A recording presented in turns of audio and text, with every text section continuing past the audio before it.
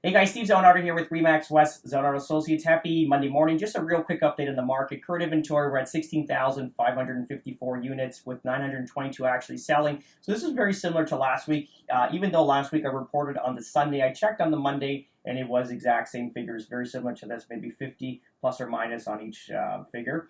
So what we're noticing now is even houses are selling very slowly. Naturally, our markets that we're following, they're moving, but very slowly. Obviously, price is a huge issue. If you're priced well, you're going to probably sell. Obviously, if it's not selling, you got to keep adjusting price to meet the buyers at some point. This is just the market. I mean, ultimately, we sold a property when we landed in Florida on Monday. It was, we had no showings for a couple of weeks. Then we had maybe 3 or 4, and then we get an offer on the table. We negotiated. It's conditional. Hopefully, it firms up today. Also, we have a few more listings coming to the market, and again, these are reasonable sellers where they're like, "Hey, listen, we know what we got to do. We've been listening to your videos. We've got to have more features and benefits and a better price than the neighbors, and that's what we're going to go in at. So we're going to adjust price prior to going in, and then hit the market, and then more than likely sell before the neighbors, and that's the whole point of that. And again, reasonable sellers are saying, "Hey, listen, we never expected this property to be worth this money even at today's pricing. So let's unload it, cash out, hold the money so we can buy more real estate when the time's right." So thank you for listening. I appreciate that. Another interesting information, when I landed in Florida, there was an article that came out and it was talking about, I'll just read the title of this. So developers could cancel about 5,000 new condo units as construction prices rise.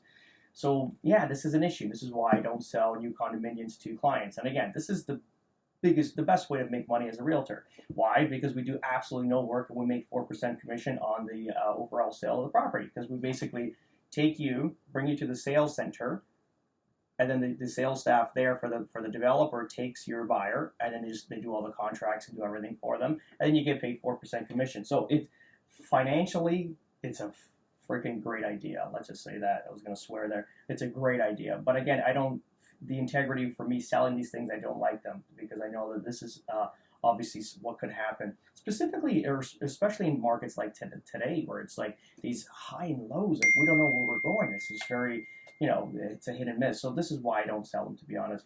And I feel bad. I feel bad for the homeowners that, let's say, are living with mom and dad. They're excited. We're 2 years out. We're going to move into our property in Toronto or wherever it is, and we're going to be free. And then ultimately, they're going to receive a letter in the mail saying that their project has got canceled, and now they're going to redirect their deposit check. But supposedly, it takes quite a lengthy time to get your deposit check back, which is another pain in the butt. But also for investors. I mean, there's a whole ton of investors that have this is majority of these condos go to investors, and now they're just going to get their money back.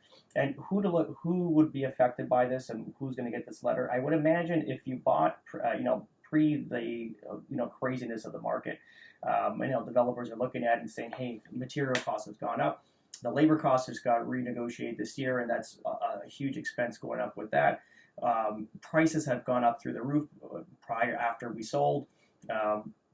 So it's not worth it. Why would we put a shovel in the ground where we're gonna make less or no money at all? So it's a huge issue, obviously, going forward, for buyers and sellers, for buyers rather, but also for the developers, because they want to build. They don't want to. They have so much money tied up into the project to get it to this point. They want to put a shovel in the ground, build it, and sell it and get on to the next. That's why they're in business. But ultimately, with obviously the length of time for them to get it. And again, the developers are to blame, yes, but not really, because it's circumstances. You got obviously the material costs through the roof. No one ever expected that to happen.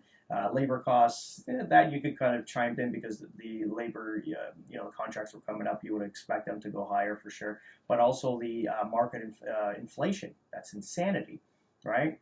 And now we're going into a downturn. So it's just like so many variables. So if it takes 4 to 5 years for these guys even to break ground, like it's almost you need a successor in your place just in case you die during the process, because that's how long it is. And that's hopefully something that these guys look into in the future and fast track to get these things, in the ground faster than you can. Because I got stuck on one of my projects where it's like by the time we got it completed, it's like we missed the market. So what do? We're going to plant tomatoes there. It's like ridiculous.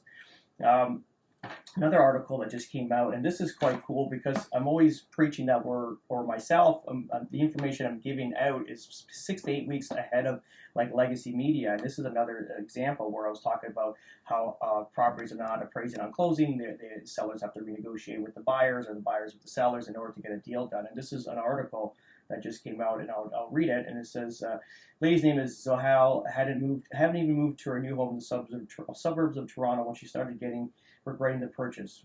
She said we made a very bad decision.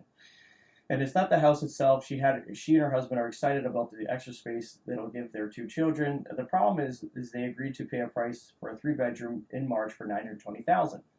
So not long after, prices started to slide, and quickly, by the time their lender got around to appraising the property in May, it marked down the value to about $800,000, and a second appraisal a few weeks later got it down to $740,000. I think just being in Toronto, paying $920. I don't know what she bought. Like, I don't know the address, but it looks like she got murdered when she bought this. This house would have sold maybe in March at $850. Like, this sounds, it's a little bit too much off. Like, even for me, like my pessimism of what's happening, this is too far off. So she must have got murdered when she purchased this property, paying way more than what the value was. Let me just read on. So legally bound to the deal, but no longer able to obtain a big enough loan to go through with it, the couple pleaded with the seller to nudge down the price on Thursday, and they closed at $810,000. She's like, we didn't know the market would crash. But again, who was your realtor and why wasn't he talking to you about this? These guys are turning and burning.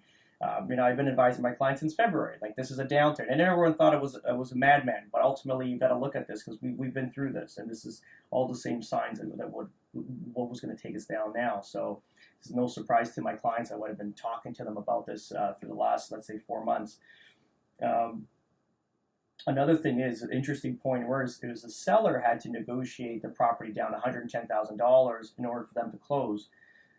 So this seller was leveraged to buy another property and need this money in order to close, or else he would have gone through a legal battle going on the other end of this. And this is why, if you followed what I'm doing, is that I sold everything, primary residence, not everything, but I sold my primary residence and investment properties, but haven't used the money to buy anything yet. Why? So I am not leveraged by anybody else. So I have all the leverage. I have all the power for litigation. If something were to happen, it's not going to be easy, subtract money and close. It's not going to happen. We're going to go into legal battles, and hopefully we don't want to get there. But you got to be smart enough to decide, like, which side you're going to stand on. Obviously, in a depreciating market, you want to have as much leverage as possible, because even if, let's say, my primary residence doesn't close, I'll move back in. I really like the house. There was nothing wrong with it, so it's not a big issue for us. But we're not going to commit to anything until we close. And obviously, this is extreme measures on my part, because I guess we're in the business, or I'm in the business, and I see it more frequent than, let's say, a regular buyer and seller, and so a little bit more amped up to get things in my power, my favor. But that's been pretty much it, guys. 8-minute video today. Have a great day, and we'll talk soon. Ciao.